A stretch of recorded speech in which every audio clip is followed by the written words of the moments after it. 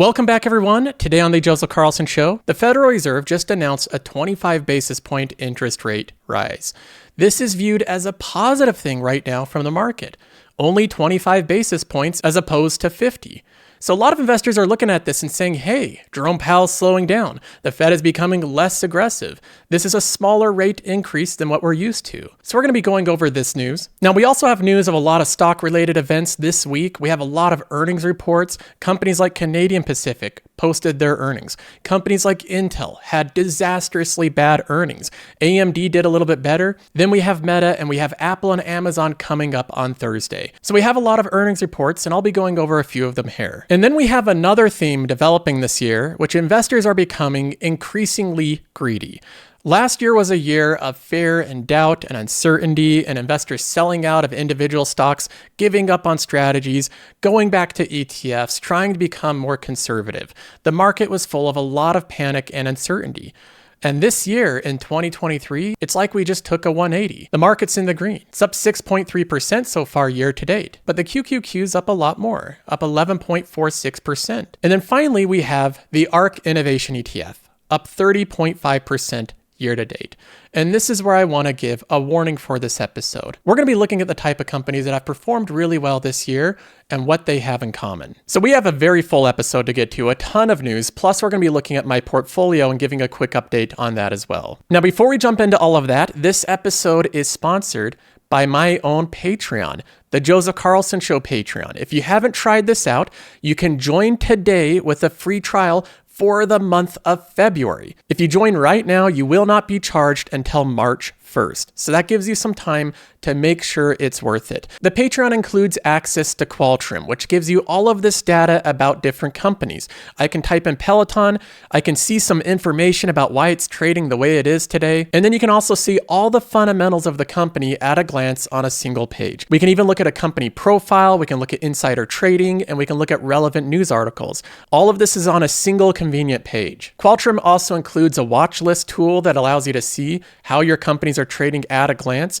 I can see which ones are in a dip and which ones are surging in price. And it has a whole section for tracking your portfolio's progress. You can see your upcoming dividends, your holding weighting, your monthly income, so on and so forth. Now, of course, outside of Qualtrim, you also gain access to the Discord community. We have 3,000 members, lots of discussions there. I'm on it every single day.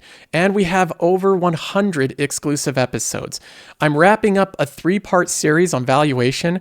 Each episode's about 45 minutes long, and they've received a lot of good feedback, so you get that content as well. We currently have around 3,000 members that love it, so if you haven't already, try it out. Again, now's the time because you get the entire month for free. Now let's go ahead and dive right in. The first piece of news we have to get to is the headline news of the day, which is that the Federal Reserve, led by Jerome Powell, raised interest rates by 25 basis points.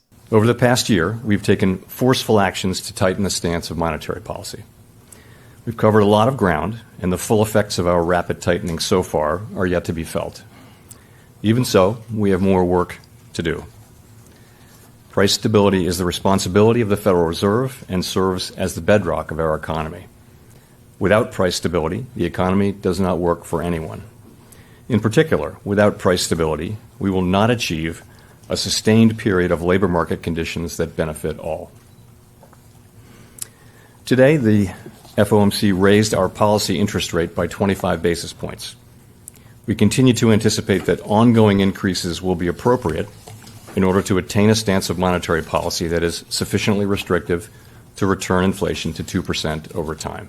The very first thing that Jerome Powell says is that we're not done. Even though we're raising interest rates by 25 basis points and it looks like we're slowing down, we have more to go. So don't get too excited. That's the message he wants to send to investors. Don't go and party that interest rates are going to start plummeting back down. Restoring price stability will likely require maintaining a restrictive stance for some time. And not only are we going to raise interest rates higher, we're going to keep them high for a long period of time. So don't think that there's going to be a quick Fed pivot. Clearly, Jerome Powell here is addressing the markets and the silliness that's happened over the past 30 days, with a bundle of low-quality speculative companies exploding in stock price and investors starting to behave like they did in 2020. bidding up low-quality speculative investments in what was an easy monetary environment. Now, he continues on with his statement to show how these interest rate hikes have impacted the economy. The U.S. economy slowed significantly last year, with real GDP rising at a below-trend pace of 1%. Recent indicators point to modest growth of spending and production this quarter. Consumer spending appears to be expanding at a subdued pace, in part reflecting tighter financial conditions over the past year. Activity in the housing sector continues to weaken, largely reflecting higher mortgage rates. Higher interest rates and slower output growth also appear to be weighing on business fixed investment. Overall, he paints a picture of an economy going anemic, slowing down from the super hot economy 2 years ago to now one that's below trend. Now, this is interesting because there's multiple arguments here. I've looked at the data from Visa and MasterCard, and they say that the consumer is, quote, resilient, that spending remains strong. I've looked at the reports of different restaurant companies like McDonald's that just reported their earnings, and they reported fantastic earnings, a very strong consumer. So there's lots of ways of looking at this, but overall, the Fed is trying to say that we're making progress. The economy's still doing okay, but at least it's slower than where it was a couple years ago when we weren't implementing these policies. Despite the slowdown in growth, the labor market remains extremely tight, with the unemployment rate at a 50-year low, job vacancies still very high, and wage growth elevated.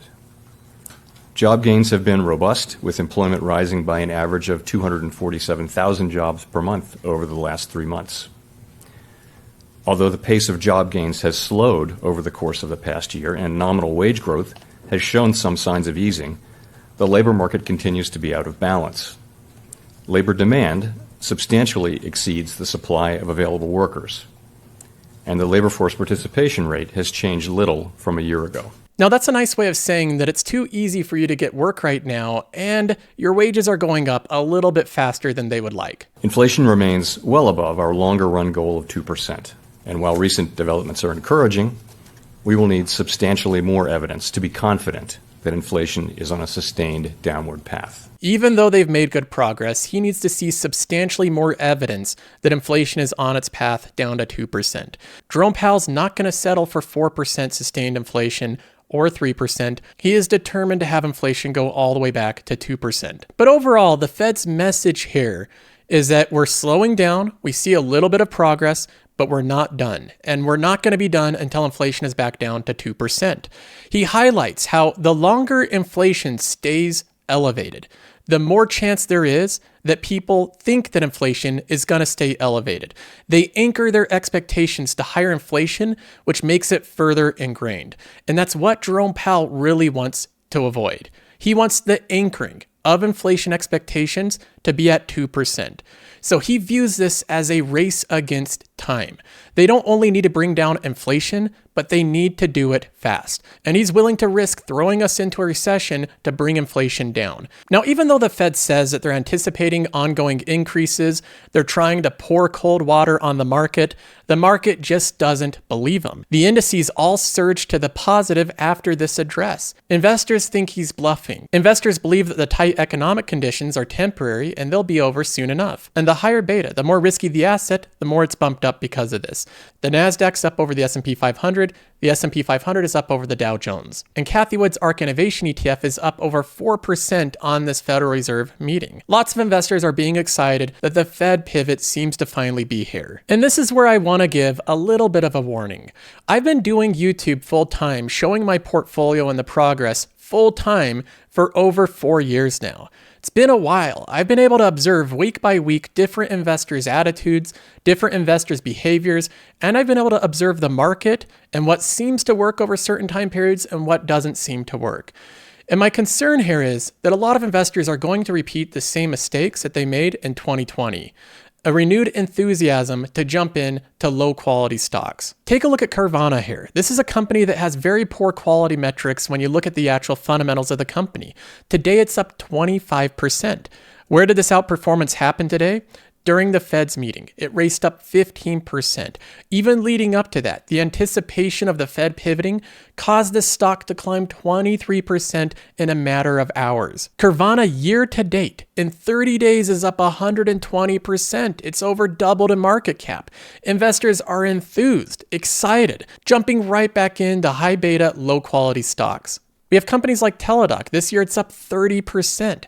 30% in just over 30 days, widely outperforming all the major benchmarks. The debt-laden Carnival Cruise Line's up 30% year to date. Investors are happy to buy into this company right now. Bed Bath & Beyond, a company that's getting crushed by Amazon, that's actually close to bankruptcy, is up 22% this year, outperforming the broader indices. And that's the story so far this year. The lower the quality of the company, the higher the stock price surge. High-quality companies with predictable earnings haven't quite had the same run as these companies. And while this might be fun in the short term, it always ends the same way, and that's where I'm issuing another warning. Now, of course, you're free to invest however you would like, so you can ignore my input here all you want, but this is what I've seen happen over and over again that suckers in new investors to the market of making dramatically bad investing mistakes. And that is looking at exciting investments and exciting funds where they have lots of good marketing materials and they say lots of fun, positive, exciting things to draw people in. One of the funds that I think is the best at doing this is the ARK Innovation ETF, led by Cathie Wood. Year to date, it's up 34%, and it's having a great day today. So it's up a lot this year.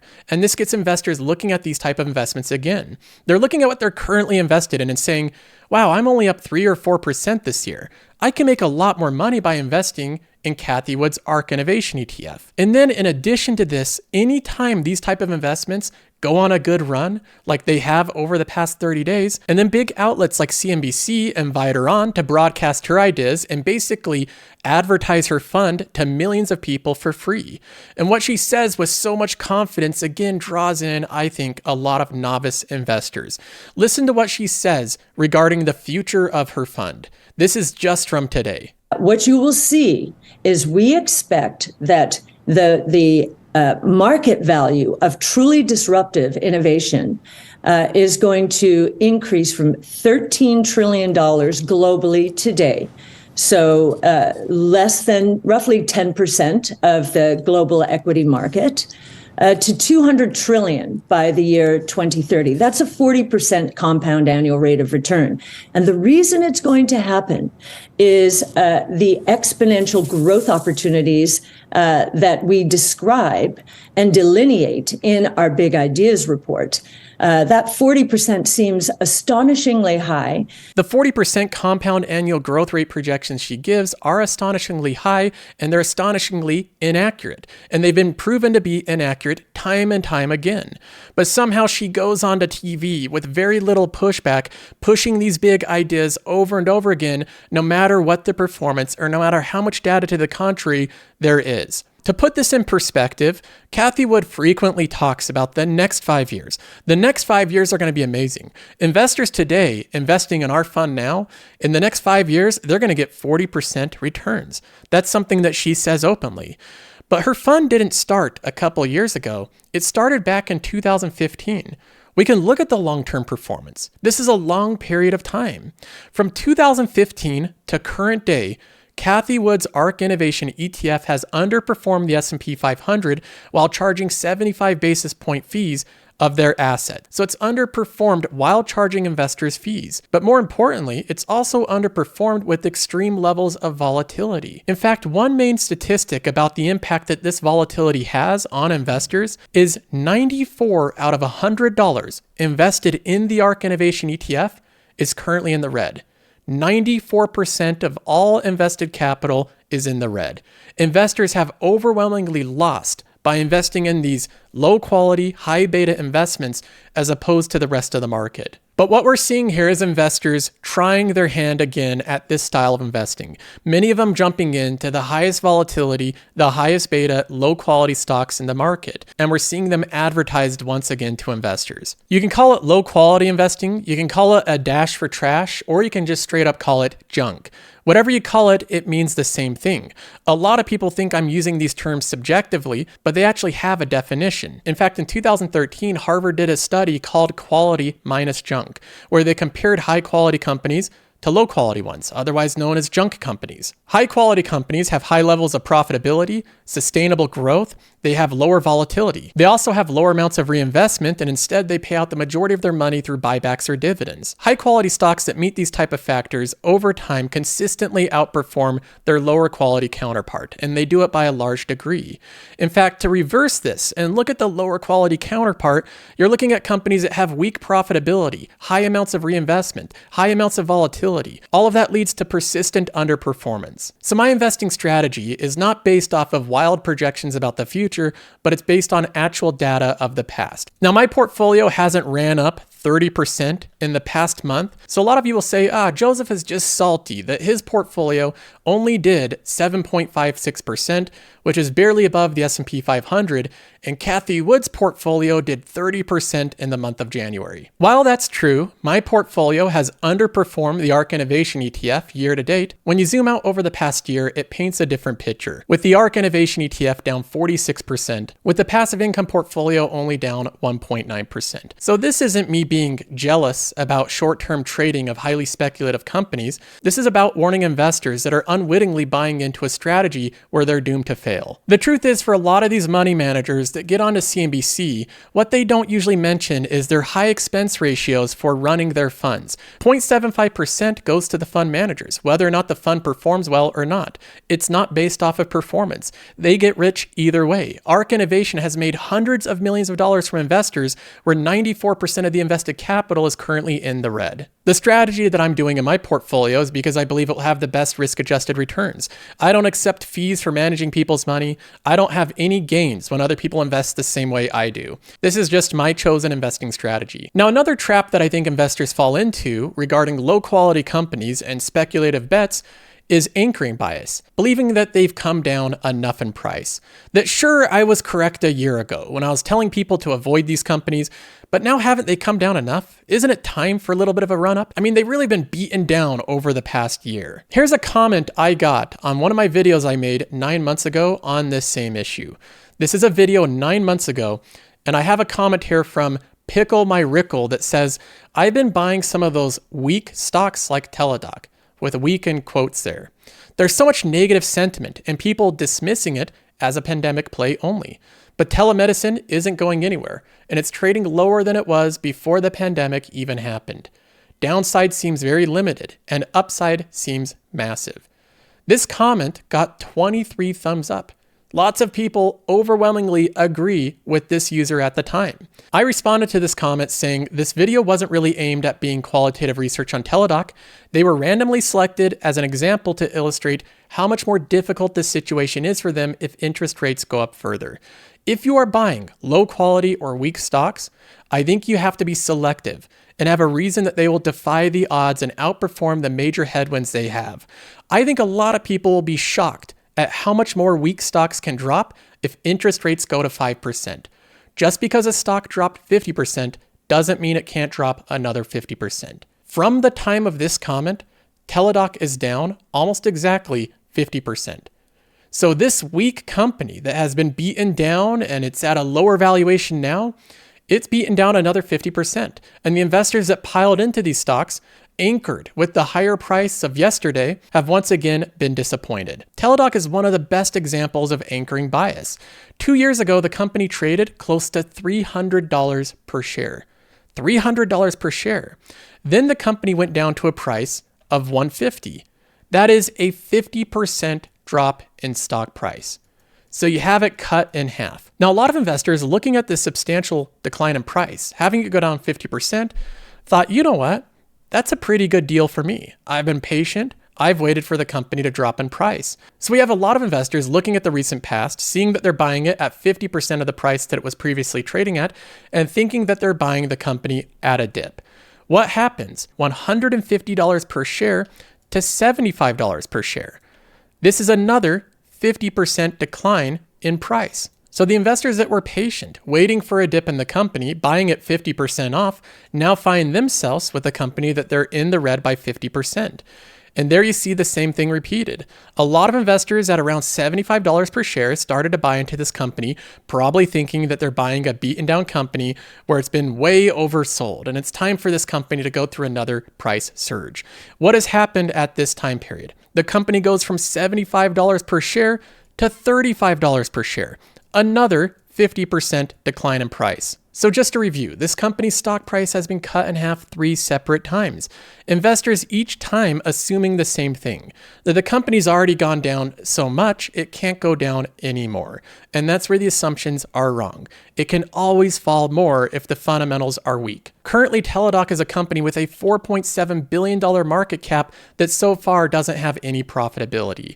In my opinion, I think there's a good chance that this company could go down another 50%. To $15 per share.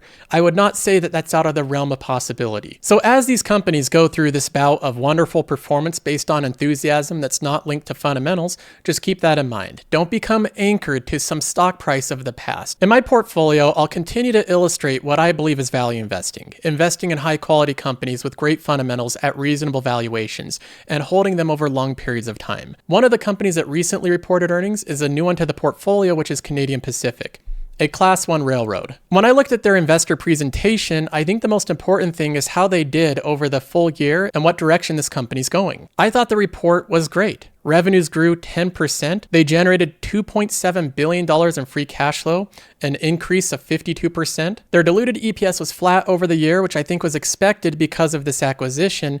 And we're going to see the earnings per share grow, I think, in double digits over the next couple of years. So in my opinion, I looked over this report. I think things are moving very well for Canadian Pacific. Now, the other company that's reporting earnings very soon in my portfolio is Apple. This is one that's been in my portfolio since the very start. Day one, when I started the passive income portfolio, I threw Apple in it. Now, my investing thesis when I originally bought the company is I love the products. I thought that the leadership was great. I thought that the designs of everything they did was great. And I just wanted to own this company. My investment philosophy and thesis has evolved a lot since that time period, but Apple remains in the portfolio because I think the company has a lot of attractive qualities that I think a lot of investors continue to miss. This is going to be a quarter for Apple that I think will challenge the resolve of a lot of Apple shareholders. They're expected to report their first revenue decline since 2019. Apple's revenue has surged over the past year, above the trend, far above the trend. When you have this much of an outlier increase in revenue, a lot of times you'll see a slight reversion to the mean. So we have headline articles like this, and this is going to be the story of Apple's earnings. They're declining as a company. They're literally not growing anymore. That will cause a lot of investors to second guess their investment. For me personally, I'm not concerned at all about this story. In fact, I think the story of Apple's revenue declining is something that might give opportunity for a lot of investors to buy into this company. One of the most perplexing questions of the Apple investment is why Warren Buffett bought so heavily into the company. He rarely ever makes bets as big as he did with Apple. He put something like $30 billion immediately into the company all over a short period of time back in 2015 and 2016. And he's been adding to the position over and over again. And right now, Apple is his very top position in the public equity markets by a landslide. It's 42% of his portfolio compared to the next largest, which is 10%. So he has a huge outsized position, extra exposure to Apple over any other company. And a lot of investors have gone back and forth on why they believe that Buffett did this. A lot of them say that he just got in early and it was a cheap valuation. I don't think that's the answer, because Buffett has continued to buy it at a much higher valuation. When I try to reverse engineer and dissect the types of investments that Buffett makes, a lot of them have very similar qualities. All of them have high amounts of profitability. Every single one of them. And Apple's no exception to that. They generate an astronomical amount of cash flows. So when you're looking at companies that generate lots of cash, that's a check mark from him.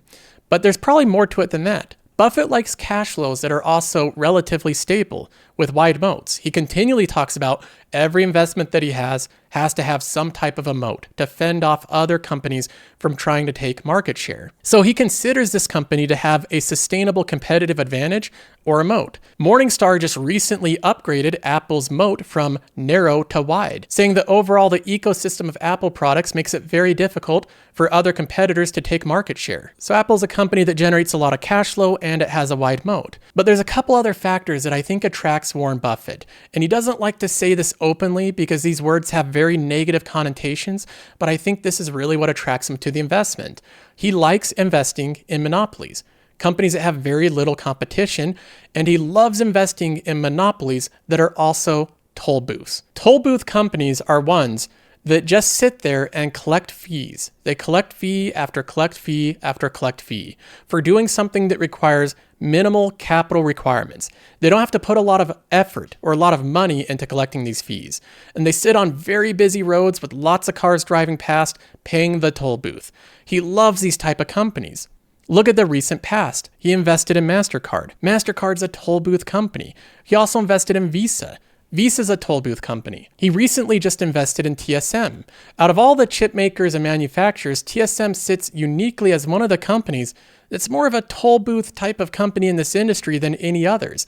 They basically just manufacture things. They don't have to worry as much about designing them. He's also held Moody's for years. This company is a duopoly toll booth with S&P Global. They sit there upon a busy bridge, collecting all the fees for rating bonds. He invested in American Express, yet another toll booth company that collects fees off of every transaction that they do. Finally, he invested in Apple, his largest holdings, which has one of the most significant toll booths upon one of the busiest roads, which is the Apple App Store. The difference with Apple's toll booth compared to something like Visa or MasterCard is that the fees are much higher. 30% of every transaction done on the App Store goes to Apple, or after 1 year, it's 15%. Even at 15%, that's a lot more than Visa or MasterCard charge, so Apple's toll booth fee is an order of magnitude higher than the credit card issuers or the credit rating agency companies, much higher in their total fees, and in addition to that, they're also running ads at this store. So they're double monetizing the same busy toll booth. Every time that you visit the App Store to download an app, Apple's running ads on any search query that you do. So when I look at Apple as an investment, I realize that the company is going to have some level of cyclicality and cycles in its phone sales. I expect the company to have a revenue decline, and a lot of investors pointing to that and pointing their fingers saying that Apple's finally on the decline. But I think that will prove to be over time an incorrect way of looking at the company. Apple's a wide moat company with a sustainable competitive advantage that's incredibly difficult to disrupt. And it sits well within this toll booth on a very busy bridge accepting these fees, 15%, 30% of every transaction done in the App Store. That is a very powerful situation to be in. And I think until that changes, at least in my opinion, I think Apple will be a good investment. Now moving on, there is one company that I haven't commented on yet in their earnings report, which is the case of Intel. So if we could all just have a moment of silence for this last earnings report. Intel's earnings report was difficult. This was a difficult one to look at, a difficult one to see what's happening with this great American corporation. Intel's revenue is down 33% year over year. That's not good. When the revenue of your company goes back to where it was over a decade ago, that's not usually a good sign. It wasn't just the revenue either. The earnings have basically gone into the gutter over the past year. The free cash flow of the company has moved heavily into the negative. Stock-based comp and employee expense has increased over time. And even more concerning, as the revenue of the company declines, the expenses go up. Capital expenditures are increasing. Research and development is increasing to record highs. So this is a troubled company in a very difficult situation, and the market seems to be very forgiving of it. It's still up 6% this year so far, right in line with the S&P 500. Investors seem to be ignoring the fundamental developments of companies.